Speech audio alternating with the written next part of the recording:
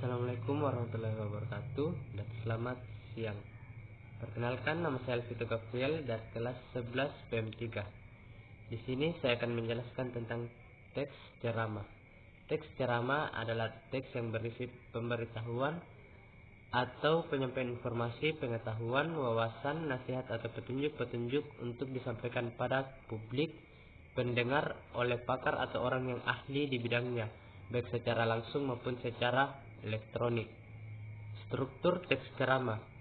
Pembuka. Pembuka disebut juga pendahulu atau tesis.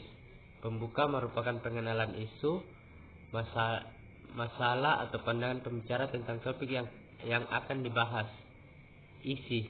Isi dalam teks ceramah berupa rangkaian argumen. Rangkaian argumen pembicara berkaitan dengan pendahulu atau tesis. Penutup. Penutup berupa penegasan kembali atau pernyataan-pernyataan sebelumnya. Penutup berisi simpulan atau rangkuman. Ciri-ciri teks ceramah. Yang pertama, berisi pengetahuan untuk dijelaskan atau informasi kepada khalayak. Kedua, pembicara berdiri di depan umum untuk menyampaikan materi.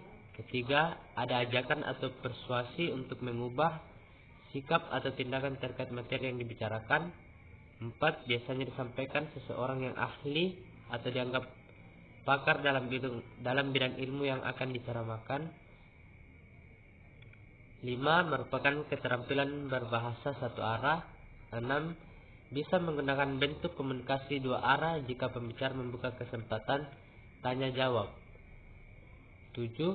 Berisi argumen, fakta, atau data untuk memperkuat topik yang akan dibahas atau yang dibicarakan.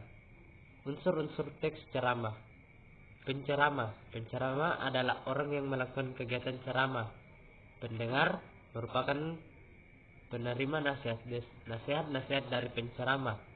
Pendengar bisa saja tidak terbatas status sosial, umur, jenis kelamin, latar belakang, dan lain-lain. Materi. Materi dalam teks ceramah berasal dari ajaran-ajaran agama.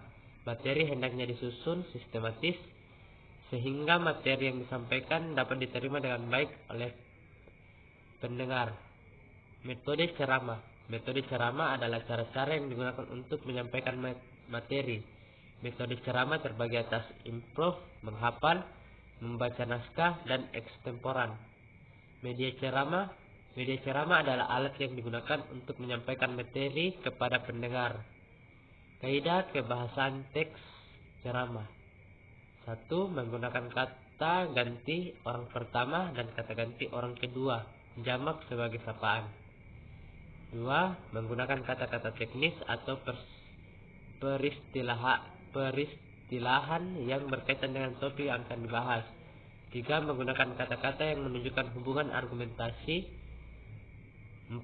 Menggunakan kata-kata persuasif. Dan 5. Menggunakan kata hubung temporan. Itulah tadi penjelasan dari teks ceramah yang saya bawakan. Sekian dan terima kasih.